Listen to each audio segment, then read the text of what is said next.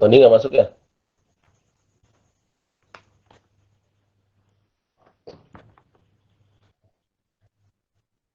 Oh iya. Iya. Baik, bismillahirrahmanirrahim. Assalamualaikum warahmatullahi wabarakatuh.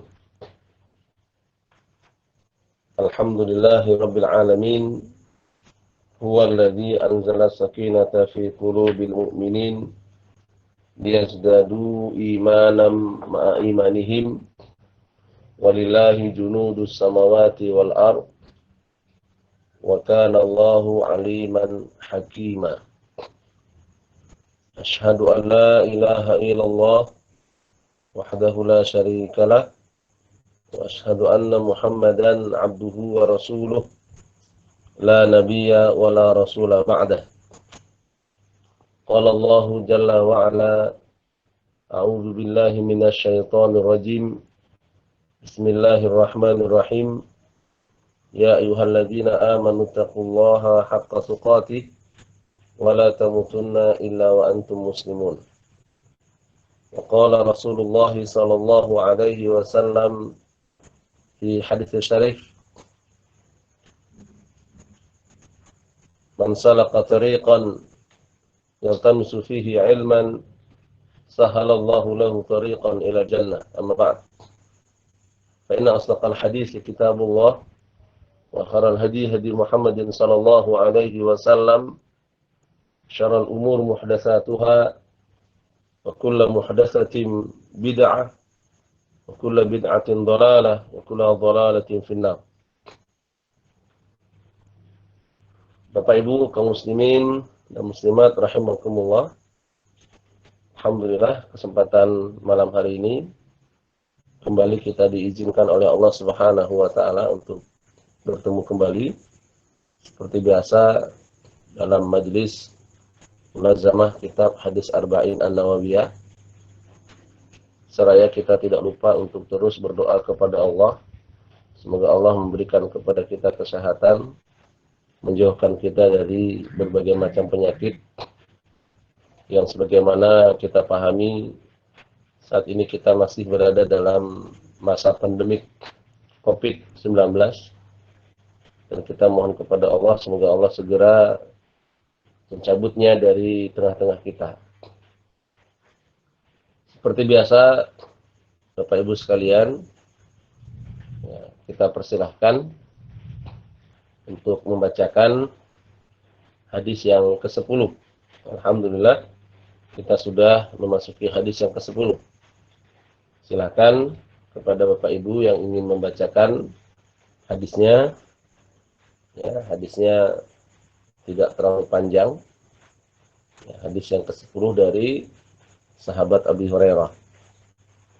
Ya, saya persilahkan. Tafadhal.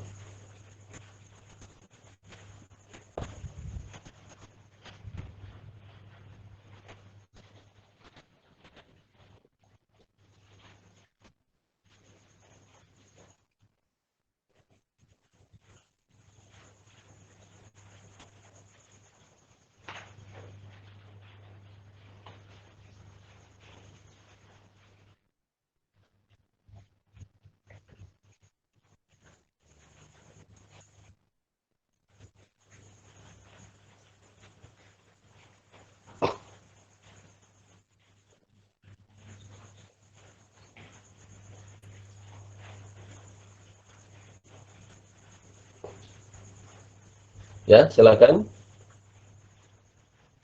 Bapak Alan mungkin? Ya, baik Ustaz.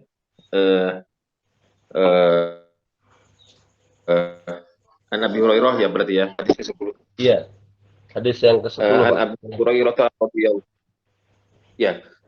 An Abi Hurairah radhiyallahu anhu qala Rasulullah sallallahu alaihi wasallam, innallaha ta'ala thayyibun la yaqbalu illa thayyiban wa innallaha amarul mu'minina bima amara bihil mursalina faqala ta'ala ya ayyuhar rusulu kulu min thayyibati wa'malu sholihan sholiha.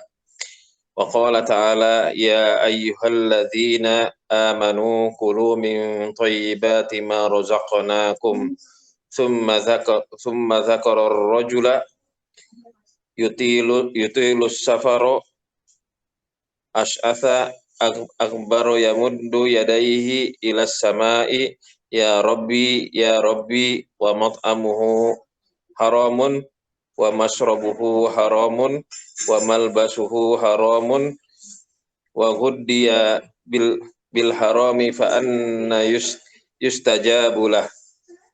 Rawahu Muslim. Artinya dari Abu Hurairah radhiyallahu anhu, dia berkata, Rasulullah Shallallahu Alaihi Wasallam bersabda, sesungguhnya Allah Ta'ala itu baik, tidak menerima kecuali yang baik. Dan sesungguhnya Allah memerintahkan orang beriman sebagaimana dia memerintahkan para rasulnya dengan firman-Nya. Wahai para rasul, makanlah yang baik-baik dan beramal solehlah. Dan dia berfirman, wahai orang-orang yang beriman, makanlah yang baik-baik dari apa yang kami rizkikan kepada kalian. Kemudian beliau menyebutkan ada seseorang melakukan perjalanan jauh dalam keadaan kusut dan berdebu. Dia mengangkatkan kedua tangannya ke langit seraya berkata, ya Tuhanku, padahal makanannya haram, minumannya haram, pakaiannya haram, dan kebutuhannya dipenuhi dari sesuatu yang haram. Maka jika begitu keadaannya, bagaimana doanya akan dikabulkan? Riwayat Muslim. Demikian Ustaz. Ya. Di sana terputus-putus ya Ustaz ya? Bagus ya? Ya. Terputus-putus ya, enggak? Agak terputus, tapi jelas Pak Alan. Ya, ini sinyalnya satu bar gitu. Jadi di Bandung kita posisi, tapi memang nggak stabil. Ini mohon maaf kalau Iya, ya, nggak apa-apa. Allahu barik fik. Bagus suaranya, walaupun terputus, tapi bisa ditangkap insya Allah. Silakan ibu-ibu yang lain, Ibu Yasmin. Mungkin satu orang lagi, setelah itu kita akan baca bersama. Silakan.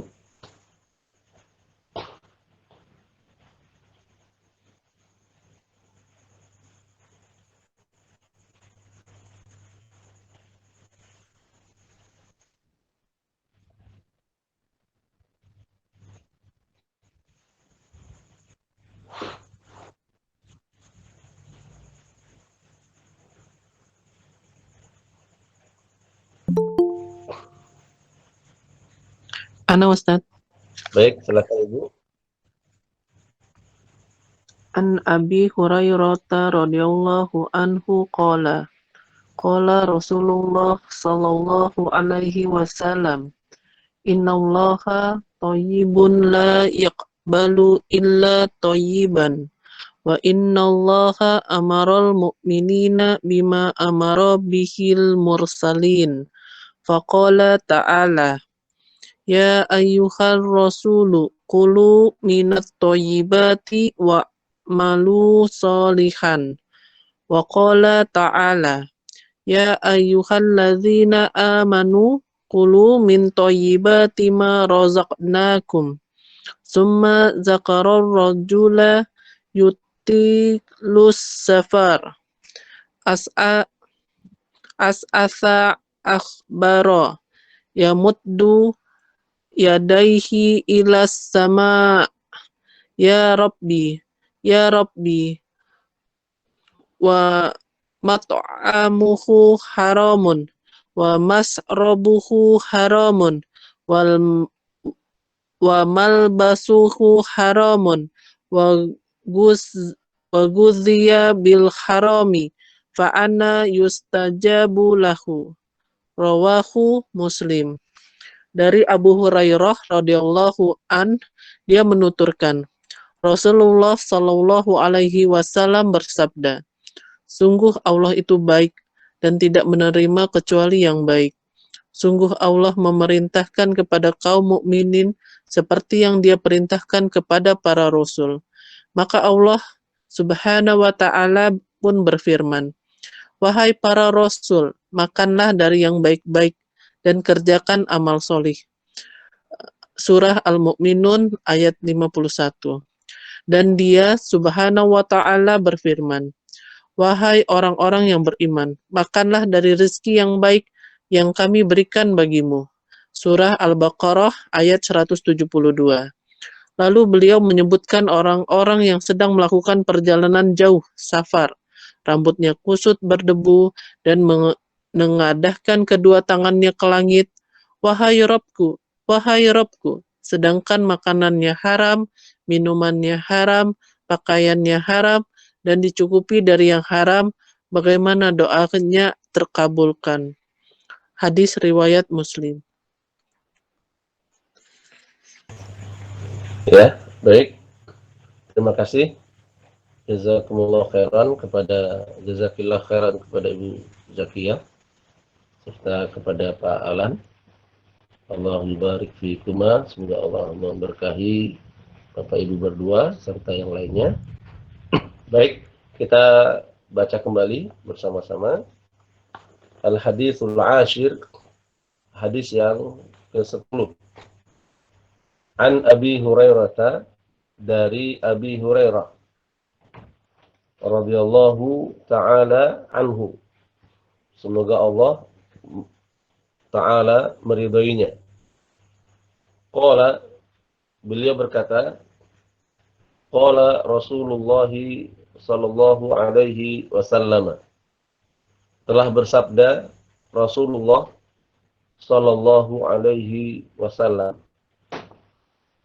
innallaha ta'ala thayyibun, sesungguhnya Allah Ta'ala thayyibun, itu baik. La yaqbalu illa thayyiban, dia tidak akan menerima kecuali yang baik. Wa innallaha, dan sesungguhnya Allah, amaral mu'minina, telah memerintahkan kepada orang-orang yang beriman, bima amara bihil mursalina, dengan apa-apa yang telah dia perintahkan kepada para rasul. Faqala, lalu Rasulullah pun membaca ayat surat Al-Mu'minun ayat 51. Ya ayyuhar rusulu, wahai para rasul, kulu, makanlah, minal thayyibati, dari yang baik-baik, wa'malu salihah, dan beramalah yang soleh. Wa qala, kemudian beliau membaca surat Al-Baqarah ayat 172. Ya ayyuhalladzina amanu, wahai orang-orang yang beriman, kulu min thayyibati ma razaqnakum, makanlah oleh kalian semua dari yang baik-baik, dari apa yang telah kami rezekikan kepada kalian. Summa, kemudian, zakara rajula, Rasulullah menceritakan perihal seseorang yutilus safara, yang panjang perjalanannya. Artinya menempuh perjalanan safar yang panjang. Ash'atha aghbara, yang berdebu. Ya, kakinya berdebu, badannya berdebu. Yamuddu yadaihi, lalu dia menengadahkan tangannya, ila samai, ke langit. Ya Rabbi, ya Rabbi, ya Tuhanku, ya Tuhanku. Wa mat'amuhu haramun, sementara makanannya haram. Wa mashrabuhu haramun, dan minumannya haram. Wa malbasuhu haramun, dan pakaian yang dia kenakan juga haram. Wa ghudhiya bil harami, dan dia dibesarkan dengan sesuatu yang haram. Fa anna yustajabu lahu, maka dari celah mana atau bagaimana akan dikabulkan doanya. Rawahu Muslim. Telah meriwayatkan hadis ini yaitu Imam Muslim. Bapak Ibu sekalian, rahimakumullah, sebagaimana yang telah kita sampaikan di pertemuan yang lalu, bahwa hadis ini memiliki munasabah, memiliki korelasi dengan hadis yang ke-9. Ya, hadis yang ke-9 bagaimana kita telah bacakan, yaitu di mana Rasulullah sallallahu alaihi wasallam menyebutkan, "Ma nahaitukum anhu fastanibuhu." Apa-apa yang aku larang maka jauhi. "Wa ma amartukum bihi fa'tu minhu mastata'tum." Dan apa-apa yang aku perintahkan maka laksanakan semampu kalian. Nah, kita perhatikan di hadis yang ke-10 ini Rasulullah sallallahu alaihi wasallam mengawali dengan kabar penting kepada kita. Yaitu kabarnya, Innallaha ta'ala thayyibun. Sesungguhnya Allah Ta'ala itu thayyib. Syekh Muhammad Shalih Al-Utsaimin di dalam syarah daripada kitab Arba'in An-Nawawiyah ini, dalam syarahnya beliau menjelaskan bahwa Thayyibun di sini adalah satu di antara nama-nama Allah. Mengapa disebut nama Allah? Karena Rasulullah menyebutkan bahwasanya Allah itu Thayyib. Maka Thayyib ini merupakan satu di antara nama-nama Allah yang husna. Bagaimana dalam kaidah, dalam akidah ahli sunnah, nama-nama Allah itu tidak terbatas hanya pada 99. Tapi nama Allah itu banyak. Ya, dan tidak terhingga. Ilmu tentangnya ada di sisi Allah Subhanahu wa taala. Kemudian Allah menyebutkan, Rasul menyebutkan, la yaqbalu illa thayyiba. Allah tidak akan menerima kecuali yang thayyib.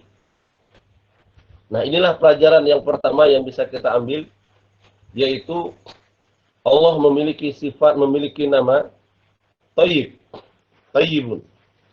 Baik. Baik namanya, baik zatnya, baik sifatnya, dan baik perbuatannya. Sehingga la yaqbalu illa thayyiba. Allah tidak akan menerima kecuali yang baik. Allah tidak akan menerima kecuali perkataan yang baik. Allah tidak akan menerima kecuali perbuatan yang baik. Allah tidak akan menerima kecuali hati yang baik. Dan Allah juga tidak akan menerima melainkan amal-amal yang baik. Jadi, thayyibah di sini, ini dalam bentuk nakirah. Artinya umum, seluruhnya. Jadi tidak hanya terbatas pada makanan. Jadi, pelajaran pertama di dalam hadis ini, satu informasi penting bagi kita, bahwasanya Allah hanya akan menerima dari kita baik perkataan, perbuatan, amal, maupun apa yang ada dalam hati kita, maupun yang kita pikirkan, atau yang kita makan. Maka seluruhnya Allah Subhanahu wa taala hanya akan menerima yang baik. Mengapa? Karena Allah itu thayyib. Maka jika ada sesuatu yang tidak baik, maka segera iringi dengan kebaikan. Al-hasanatu yudhibna sayyi'at. Kebaikan itu akan menghapus kejelekan. Kemudian pelajaran yang kedua, dalam kalimat berikutnya disebutkan, wa innallaha amaral mu'minina bima amara bihil mursalin. Sesungguhnya Allah Subhanahu wa taala memerintahkan kepada orang beriman sebagaimana Allah perintahkan kepada para rasul.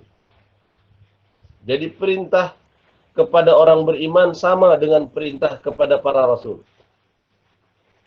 Dalam hal-hal yang umum maka seluruhnya sama. Rasul diperintahkan oleh Allah untuk beribadah, juga demikian manusia diperintahkan untuk beribadah. Hanya saja Rasul memiliki kekhususan tersendiri. Mereka diperintahkan untuk menyampaikan risalah, sementara manusia tidak diperintahkan untuk menyampaikan risalah kecuali menyambung dari apa yang didakwahkan oleh para rasul. Nah ini pelajaran yang kedua. Ya, jadi perintah Allah kepada orang-orang beriman sama sebagaimana perintah Allah kepada para rasul. Nah, yang ketiga, perintah Allah yang diantara perintah Allah yang sama.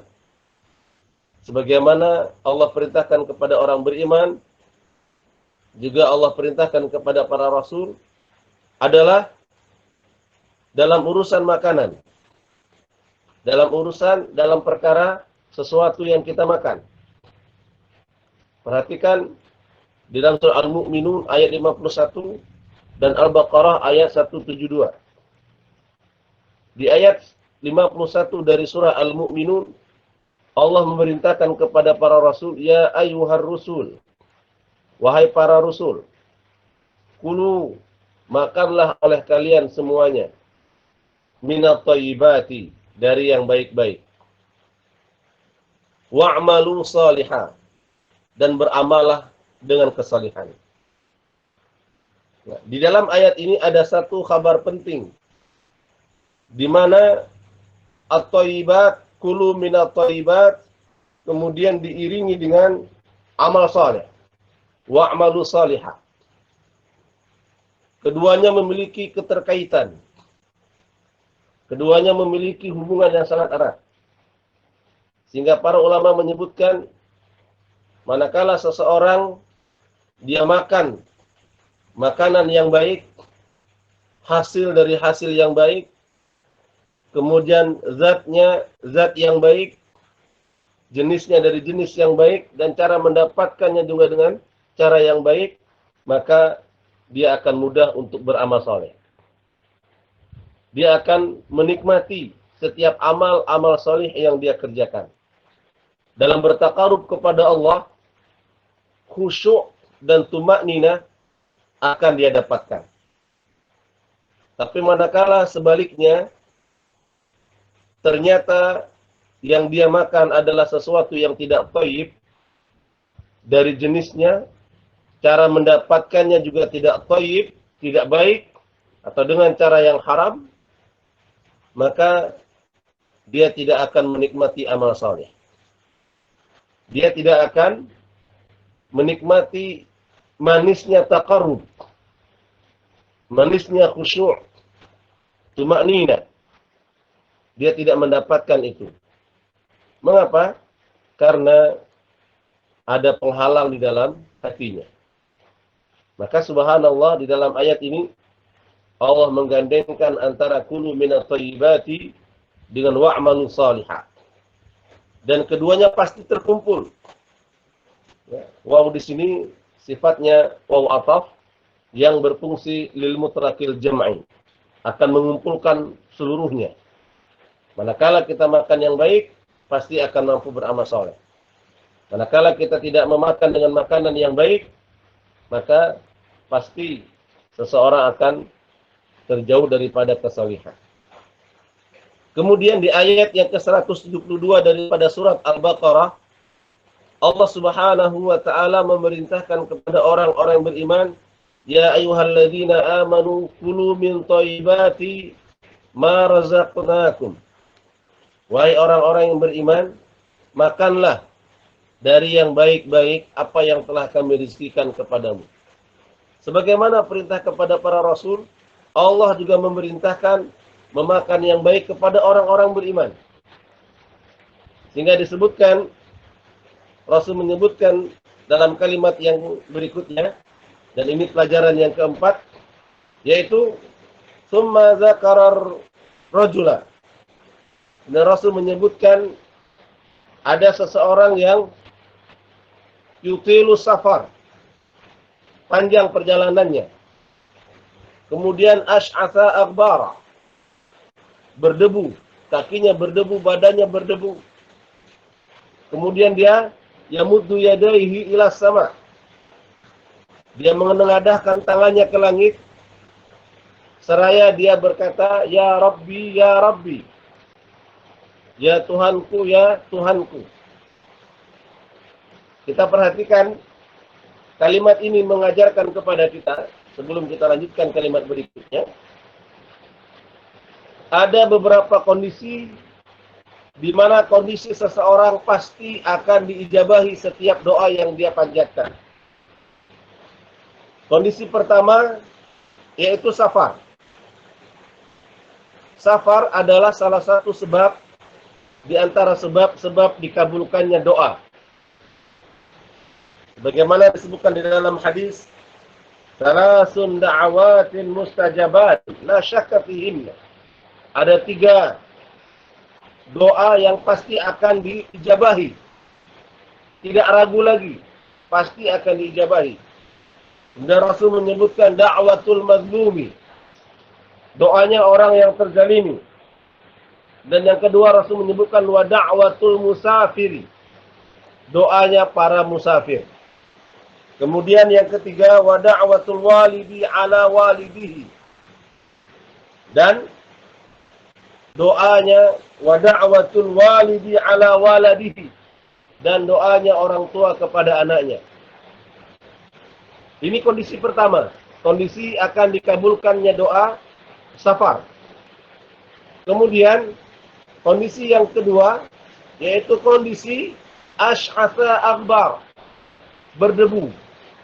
Karena safar, kemudian berdebu kakinya, berdebu bajunya, berdebu tubuhnya. Kemudian Rasul sallallahu alaihi wasallam menyebutkan dalam hadis, kam min asy'atha aghbara zi timrain la yu'bahu lahu law aqsama 'ala Allah la abarrah. Berapa banyak orang-orang yang berambut kusut, kemudian lagi berdebu, memakai kain yang lusuh, tidak diacuhkan. Namun jika dia bersumpah atas nama Allah, pasti akan dikabulkan doanya. Ini kondisi kedua. Kemudian kondisi yang ketiga, Rasul menyebutkan yamuddu yadaihi ila sama, mengangkat kedua tangan. Tidak diragukan lagi dalam berdoa, kita dituntut untuk memiliki adab dan akhlak. Karena kita sedang meminta kepada zat yang maha pemberi. Kita sedang meminta kepada zat yang maha kuasa atas segala sesuatu. Kita sedang meminta kepada zat yang mengetahui kondisi kita. Maka di antara adab dalam berdoa adalah kita mengangkat tangan. Dalam hadis diterangkan, Inna rabbakum tabaraka wa ta'ala hayyun karimun yastahi min abdihi idza rafa'a yadayhi ay yaruddahuma sifran. Sesungguhnya Tuhanmu itu maha pemalu lagi maha dermawan. Dan Allah sangat malu manakala melihat seorang hamba yang dia telah menganadahkan tangannya, kemudian dia mengembalikannya dalam keadaan hampa. Artinya Allah Subhanahu wa ta'ala malu melihat hamba yang berdoa dengan mengangkat tangan, kemudian tidak dikabulkan. Artinya, doa mengangkat tangan ini sunnah dan sangat dianjurkan untuk kita lakukan, termasuk adab. Kemudian, kondisi yang keempat, yaitu dengan kalimat Ya Rabbi, Ya Rabbi.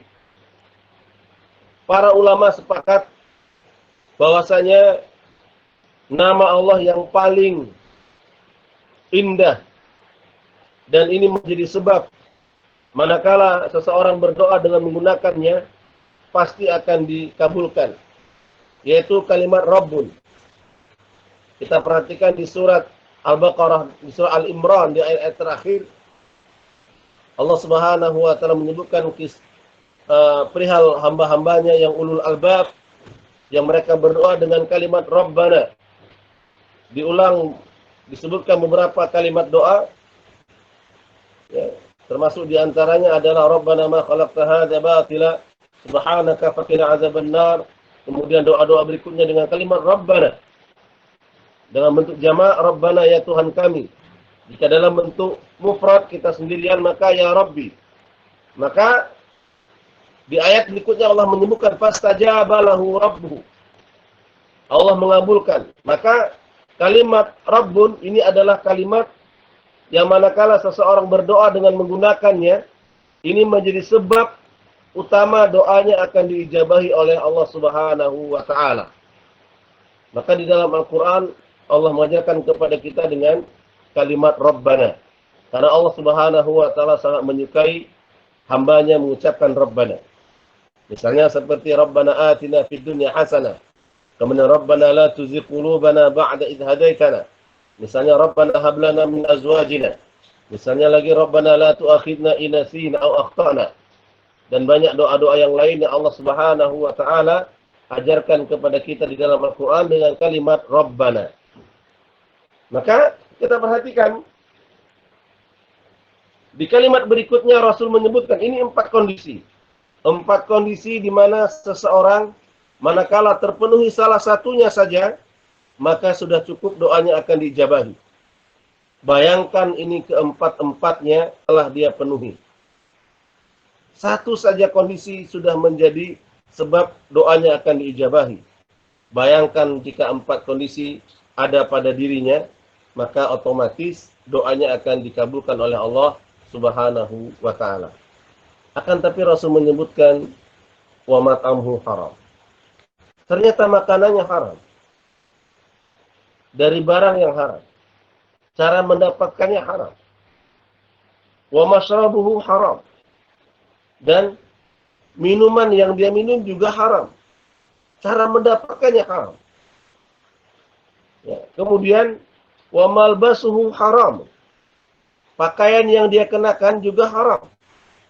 Dari jenisnya dan dari cara mendapatkan pakaian itu. Kemudian wa ghudhiya bil harami. Dan dia tumbuh besar dengan sesuatu yang haram. Kemudian Rasul menyebutkan fa ana yustajabu lahu. Maka bagaimana doanya bisa dikabulkan? Padahal 4 syarat, 1 syarat saja manakala ada, doanya sudah dikabulkan. Ini 4 sudah dia penuhi.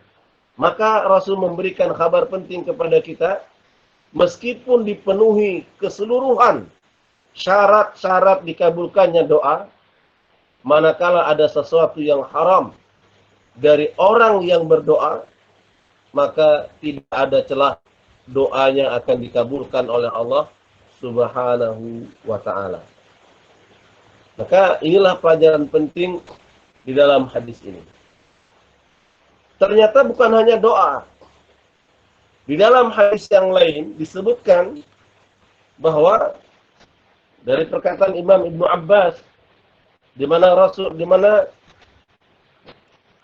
beliau berkata, la yaqbalullahu salatan mri'in.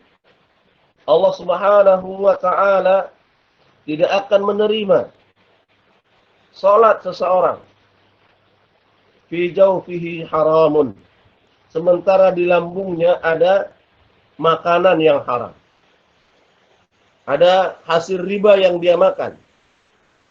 Ada hasil riswah, suap, atau dia disuap. Atau dari pekerjaan-pekerjaan yang haram. Lalu masuk ke lambungnya. Maka Rasul menyebutkan Allah tidak akan menerima salatnya. Kemudian bukan hanya salat. Rasul juga menyebutkan la yaqbalullahu salatan illa bituhurin. Allah tidak akan menerima salat kecuali setelah dia bersuci. Wala yaqbalu shadaqatan min ghululin. Dan Allah juga tidak akan menerima sedekah manakala dari barang yang haram. Ada barang haram kita sedekahkan, Allah tidak akan menerima. Sebagaimana tadi di awal Allah menyebutkan Allah itu thayyib. Dan Allah hanya akan menerima sesuatu yang thayyib. sesuatu yang baik. Bagaimana Allah menerima sesuatu yang haram sementara Allah itu thayyib? Maka orang-orang yang mengeluarkan harta-harta haram, hakikatnya mereka tidak memiliki manfaat sedikit pun. Subhanallah. Kemudian bukan hanya itu, disebutkan di hadis yang panjang daripada riwayat Imam Tabrani, di mana Rasulullah SAW mengancam seseorang yang haji dan umrahnya dari harta yang haram.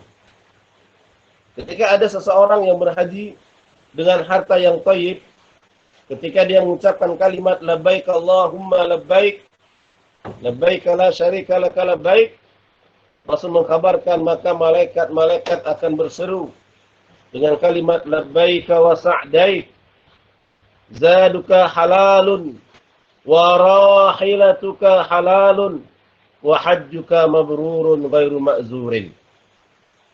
Rasul menyebutkan malaikat akan mengatakan kepadanya, hajimu diterima. Kemudian engkau akan bahagia karena bekalmu dari yang halal dan hajimu mabrur, hajimu diterima. Kita bisa bayangkan Rasul menyebutkan al-hajjul mabrur laisa jazaohu ilal jannah. Haji yang mabrur, tidak ada balasan bagi haji yang mabrur melainkan surga. Kemudian bagaimana dengan orang yang umrah dan haji dengan harta yang haram? Rasul menyebutkan dia pun berkata, mengucapkan talbiyah labbaik Allahumma labbaik sebagaimana lazimnya para jamaah. Kemudian malaikat berseru, la labbaik wa la sa'daik, zaduka haramun wa nafaqatuka haramun wa hajjuka ghairu mabrurin. Kamu tidak diterima kedatanganmu dan kamu juga tidak akan mendapatkan kebahagiaan karena bekalmu dari yang haram, biaya hajimu dari harta yang haram, dan hajimu bukan haji yang mabrur. Maka besar sekali pengaruh daripada harta yang haram ini. Ternyata bukan hanya ditolak doanya, tidak diijabahi doanya, melainkan sholatnya juga tidak diterima, sedekahnya juga ditolak. Apabila dia menunaikan ibadah puncak di dalam Islam yaitu haji dan umrah, maka haji dan umrahnya pun tidak diterima. Maka ini menjadi tahdziran bagi kita bersama. Tentunya lastu min khairikum, bukanlah kami yang terbaik di hadapan Bapak Ibu sekalian. Kita saling mewasiatkan dengan wasiat ketakwaan agar kita memperhatikan apa yang ada bersama kita. Janganlah karena keinginan kita untuk mendapatkan yang lebih dari dunia ini sampai kita melupakan perintah-perintah Allah yang telah diwajibkan kepada kita. Perintah memakan atau makan makanan yang halal, baik dari zatnya maupun cara mendapatkannya, itu adalah perintah sebagaimana Allah perintahkan kepada Rasul. Perintah kepada kita sama nilainya dengan perintah kepada Rasul. Artinya ini perkara penting, perkara besar. Maka inilah beberapa pelajaran yang bisa kita ambil dari hadis yang ke-10 ini. Bisa kita ringkas. Yang pertama, Allah itu thayyib. Dan thayyib adalah satu di antara nama-nama Allah. Zat Allah thayyib, sifat Allah thayyib, perbuatannya thayyib. Dan Allah tidak akan menerima kecuali yang thayyib, yang baik. Baik perkataan, perbuatan, hati, maupun amalan.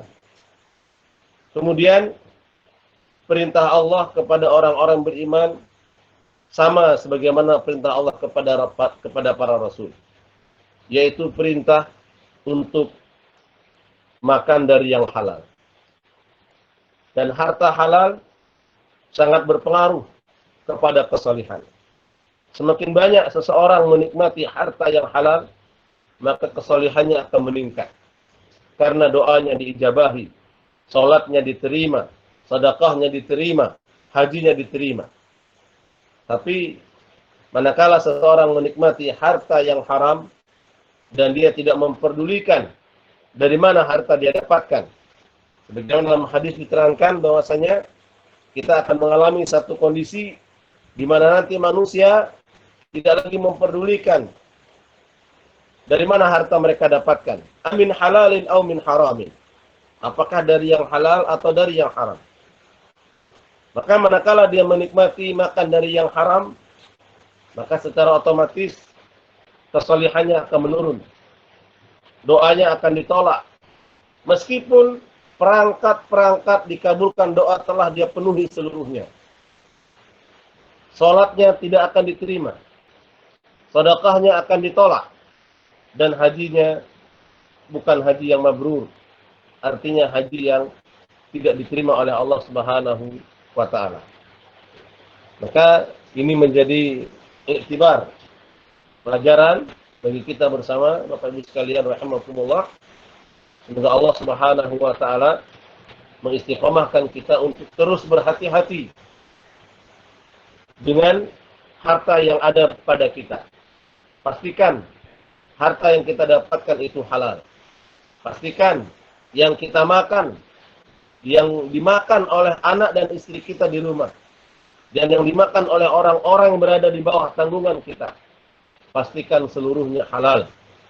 Jangan memasukkan harta-harta haram di rumah kita. Karena itu tidak akan membawa kebahagiaan bagi kita. Tidak perlu kita iri atau hasad dengan manusia-manusia yang sudah mendapatkan dunia. Ketahuilah, jatah dunia telah Allah jatahkan kepada kita. Hanya tinggal kita diperintahkan untuk mencarinya dengan cara yang halal. Sudah ditentukan. Misalnya si fulan Allah tetapkan 1 miliar. Maka yang diperintahkan kepadanya adalah cara mendapatkan 1 miliar itu. Apabila dia menempuhnya dengan cara yang halal, maka dia akan mendapatkan keberkahan dan akan menjadi amal salih, serta dia akan diterima. Tapi manakala dia menempuhnya dengan cara yang haram, maka Allah Subhanahu wa ta'ala akan menjadikannya sebagai seorang pendosa, dan Allah tidak akan menerimanya. Artinya sama jatahnya itu. Dan Rasul pernah bersabda dalam satu hadisnya, lan tamuta nafsun hatta ukmila rizquha wa ajaluha. Seseorang tidak akan Allah wafatkan sampai Allah sempurnakan rezekinya. Bagaimana seseorang menyempurnakan rezekinya? Maka usahakan kita menyempurnakan rezeki kita dengan cara yang halal.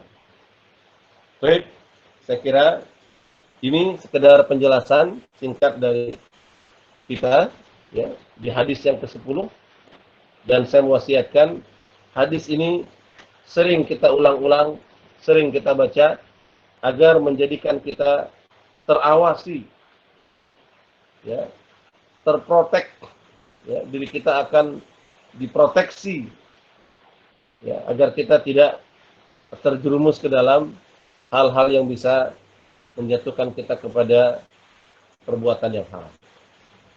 Baik Bapak Ibu sekalian, sudah lebih kurang 40 menit ya, atau lebih atau kurang. Saya persilakan apabila ada hal yang ingin didiskusikan, dan saya yakin banyak hal yang ingin Bapak Ibu sekalian tanyakan karena berkaitan dengan keseharian kita. Saya persilahkan.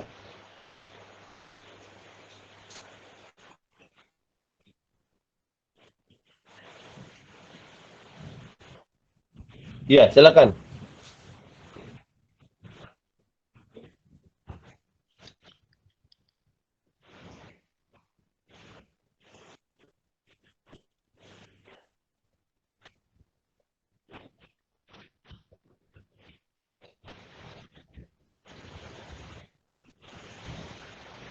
Iya, baik.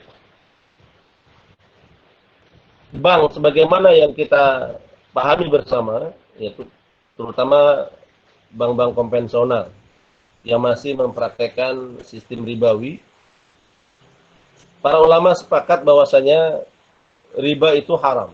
Apapun jenis, apapun nama yang digunakan.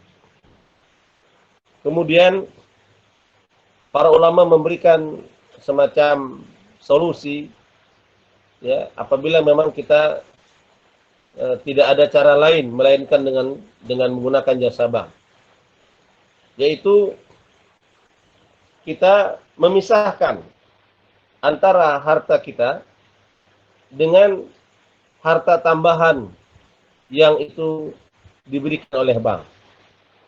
Misalnya, ya, hak kita di dalam rekening itu 100 juta. Kemudian kita melihat ternyata ada bunga bank yang itu diberikan kepada kita. Maka ambil hak kita, kemudian selebihnya kita jangan diambil. Sekalipun itu kita ambil, maka para ulama memberikan solusi, berikan kepada tempat-tempat yang hina. Karena dia bukan merupakan sedekah, maka berikan kepada tempat-tempat yang hina. Di antaranya, ya, misalnya seperti untuk perbaikan jalan di depan rumah, atau saluran air, saluran irigasi, atau WC umum. Banyak sarana-sarana umum yang itu bisa digunakan. Kemudian manakala kita menggunakan penggunaan untuk memberikan gaji karyawan atau yang sejenisnya, dan itu menggunakan jasa bank, ini para ulama juga menyebutkan tidak mengapa kita menggunakan jasa, ya, selama di situ tidak ada tambahan, tidak ada bunga, ya, tidak ada riba. Manakala ada riba, maka kita tinggalkan. Nah, ini para ulama memberikan sebuah alternatif kepada kita, ya, agar kita berhati-hati, sehingga kita boleh menggunakan jasa bank konvensional seperlunya. Sehingga dalam satu kaidah usul fikih diterangkan, ma ubiha liddarurati tuqaddaru biqadariha. Sesuatu yang itu dibolehkan karena alasan darurat, karena tidak ada alternatif lain yang lebih aman, ya, melainkan harus dengan menggunakan jasa bank, maka boleh diambil jasa itu biqadariha, dengan kadar keperluannya saja. Sebagaimana yang dibutuhkan, begitulah yang kita manfaatkan. Selebih dari itu kita tinggalkan. Nah, begitu. Wallahu ta'ala alam. Yang lain? Silakan.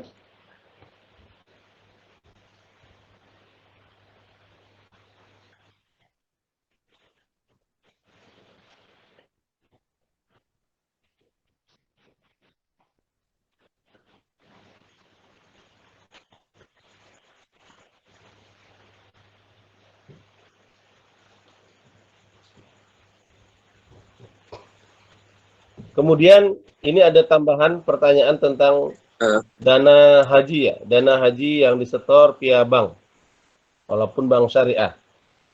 Nah, kita perhatikan ibu-ibu sekalian, bapak ibu sekalian, rahimakumullah, sama sebagaimana yang tadi kita sebutkan. Dana haji yang kita setorkan, dan hari ini kita tidak bisa melakukan ibadah haji, melainkan kita menyetorkan dana itu kepada pihak perbankan atau lembaga-lembaga yang ditunjuk oleh pemerintah. Itu kalau hajinya reguler, ya.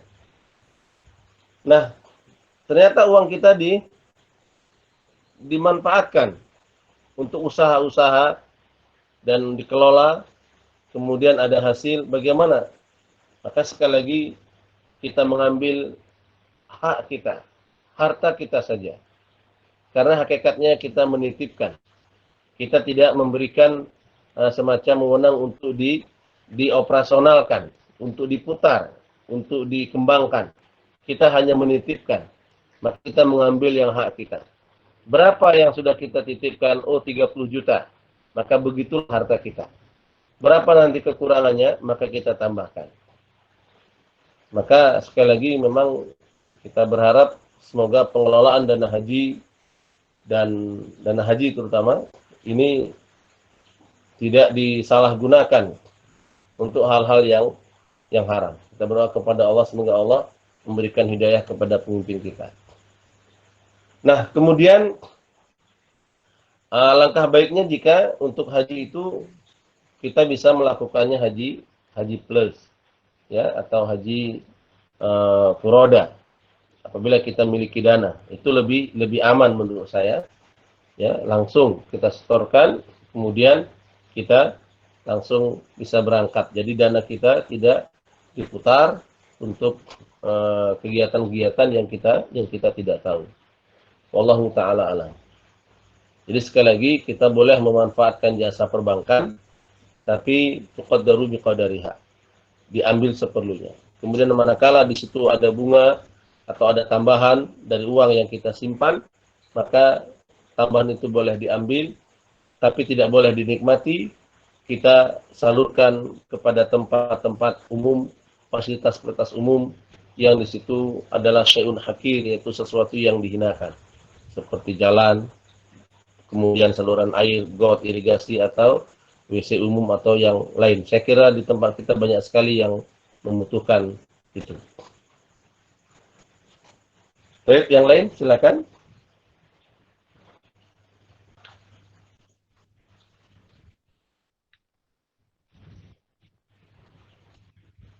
Oh ya, ini mungkin Ustaz sebenarnya ada 2 pertanyaan mungkin kalau waktunya. Ya, baik, Ustaz, apa-apa, Pak. apa Silakan. kalau misalnya ada pandangan misalnya, mungkin pandangan misalnya seorang yang melakukan apa istilahnya seperti yang pelanggaran makanan yang haram didapatkan dengan cara yang haram dan sebagainya. Tetapi seolah-olah gitu ya, mungkin entah mungkin pandangan terhadap hadis ini bahwa ketika dia melakukan tapi toh doanya masih dikabulkan seolah-olah gitu ya. Nah, itu bagaimana kita harus apakah itu ada semacam istilahnya penundaan dari Allah atau gimana ya, maksudnya dengan dia ya seolah-olah dia melakukan tuh berdoa masih dikabulkan dan sebagainya gitu kan. Nah, itu bagaimana seharusnya ya pandangan kita lah terhadap ini hal tersebut lah gitu ya. Ustaz. Yang kedua tadi katanya ada 2, Pak. Yang kedua ini Ustaz, jadi terkait dengan teknis berdoa Ustaz. Jadi kan di kala pandemi ini kan istilahnya mungkin beberapa ini tentang mungkin kunut ya gitu ya. Terkadang pada saat berdoa itu kan ada yang kita kan mengangkat tangan gitu ya. Nah, terus sudah gitu pada saat beberapa hal tertentu yang dia ini kan bala gitu dia tangan tuh dibalik gitu kan. Itu mungkin saya takutnya saya ngikutin tapi dalilnya itu apakah ada atau tidak ya Ustaz ya. Maksudnya dia pas waktu menginginkan bala tapi tangan kita yang berdoa kan ditengadahkan ke atas, tangan ke atas kan. Nah, terus itu dia pas pada saat itu ke bawah gitu. Seolah-olah istilahnya seperti kita yang menginginkan, apakah itu ada dalilnya Ustaz? Nah, itu aja mungkin. Baik. Barakallahu fiik. Baik pertanyaannya. Untuk yang pertama, manakala kita mendapati ada seseorang ya, melakukan ditanyakan mohon pencerahan Ustaz. Terima kasih. Gimana Pak Alan? Oh enggak ini ada barusan agak sedikit putus-putus ini. Sebagaimana tadi disebutkan. Tapi sudah jelaskan ya Ustaz ya ini ya. Bagaimana tadi yang ditanyakan bahwasanya ada seseorang yang melakukan pelanggaran syariat terutama dalam urusan yang haram. Kemudian kita melihat ekonominya lancar, ya, usahanya maju. Ya, seolah-olah doanya itu selalu diijabahi sehingga dia mendapatkan kekayaan. Maka hal seperti ini kita tidak perlu heran, ya, karena memang Allah Subhanahu wa taala telah mengkabarkan kepada kita, yaitu dalam surah Al-An'am Allah berfirman, "Falamma nasu ma dzukiru bihi fatahna 'alaihim abwaaba kulli syai'." Maka tatkala mereka melupakan apa yang telah kami ingatkan, diingatkan oleh Allah untuk makan dari yang halal, cara yang halal, tapi dia melupakan. Maka falamma nasu ma dzukiru bihi fatahna alaihim abwaaba kulli syai'. Maka kami akan bukakan kepadanya seluruh pintu-pintu rizki. Akan dibukakan. Ya, seluruhnya akan dibuka. Perdagangannya akan dilancarkan, jabatannya akan dilanggengkan, kemudian anak dan istrinya akan dimakmurkan dan seluruhnya. Sehingga orang melihatnya, dia tidak sholat, dia berbuat haram, tapi rezekinya lancar. Abwaaba kulli syai', fatahna 'alaihim abwaaba kulli syai'. Kemudian Allah menyebutkan hatta idza farihu bima utu. Sampai batas farihu bima utu. Dia gembira dengan apa yang didapatkan. Maka perhatikan ancaman Allah Subhanahu wa taala, akhadnahum baktata. Allah, kami akan menghukumnya secara tiba-tiba. Kami akan mengambilnya tiba-tiba. Kami akan mengazabnya tiba-tiba. Fa idza hum mublisun. Maka pada waktu itu mereka akan berputus asa. Wal iyadu billah, nas'alullah al-'afwa wa salama. Maka tadi di awal kita sebutkan, hendaknya kita tidak merasa hasad dengan apa yang ada pada manusia, ya, meskipun dia mendapatkan kekayaan dan dia mengambilnya dengan cara yang tidak benar, dia melakukan perbuatan yang haram, maka kita tidak perlu iri dengan orang-orang seperti itu. Mengapa? Karena inilah yang dimaksud oleh para ulama dengan istilah istidraj. Istidraj ini sangat berbahaya sekali. Maka hukuman kepada orang yang bermaksiat di dunia bukan hanya berupa azab yang itu tidak disukai, melainkan hukuman juga berupa nikmat yang itu kan dia senang. Sehingga dia merasa dia tidak diazab. Sehingga dia merasa dia dimuliakan. Sehingga dia akan terus-menerus berada dalam kemaksiatan dan dia terus akan merasa aman dari makar Allah Subhanahu wa taala. Wal iyadzu billah. Maka sekali lagi terhadap yang seperti ini, maka para ulama menyebutkan ini istidraj. Maka kita berhati-hati dengan istidraj ini. Maka sebagai muhasabah, manakala kita mendapatkan nikmat, sementara kita tidak melakukan ketaatan. Artinya kita bermaksiat, ternyata kita dapat nikmat. Maka segera muhasabah, segera beristighfar, kemudian mohon ampun kepada Allah.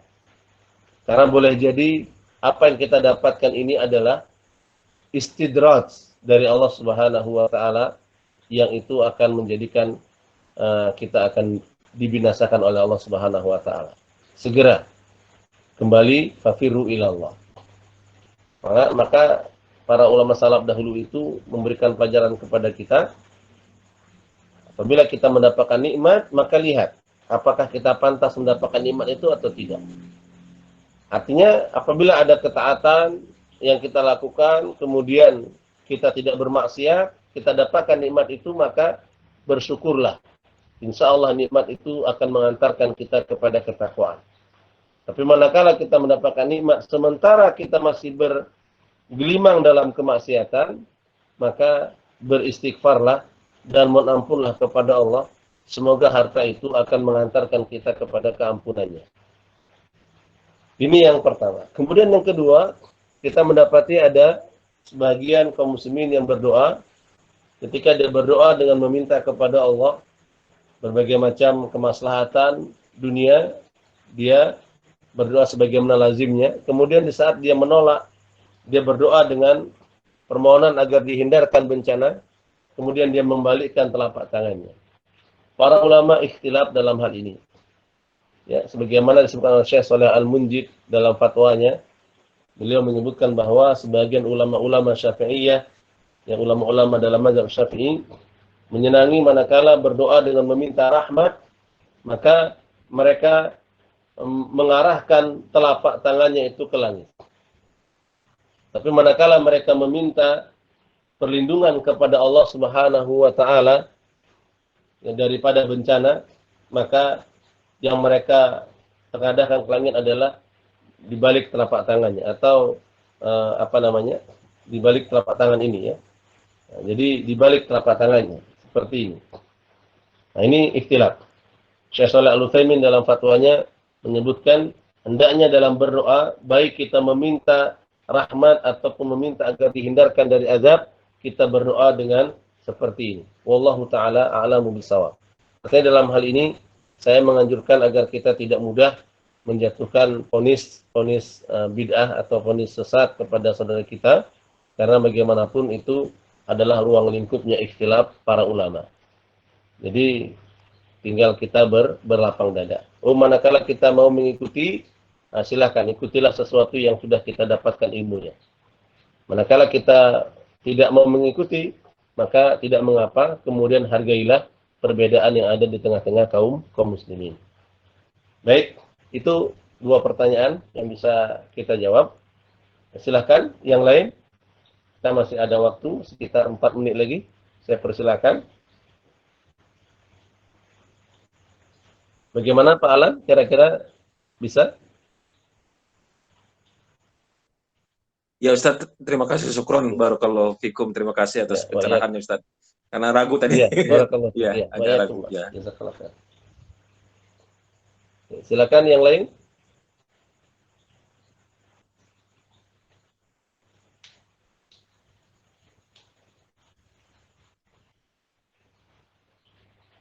Dari ibu-ibu, Bu Zakia.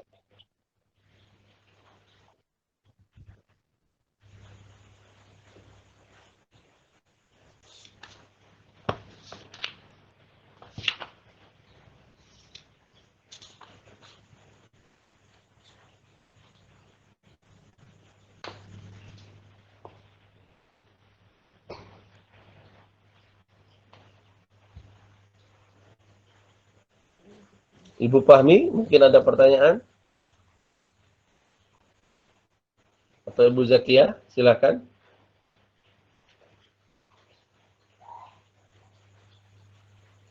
Atau Ibu Agita, mungkin ada yang ingin ditanyakan, saya persilakan.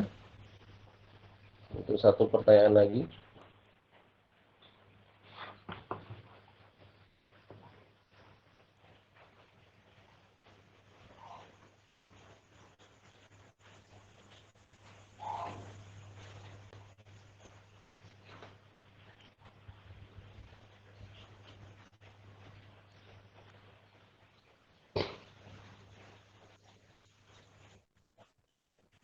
Baik. Ya. Ya.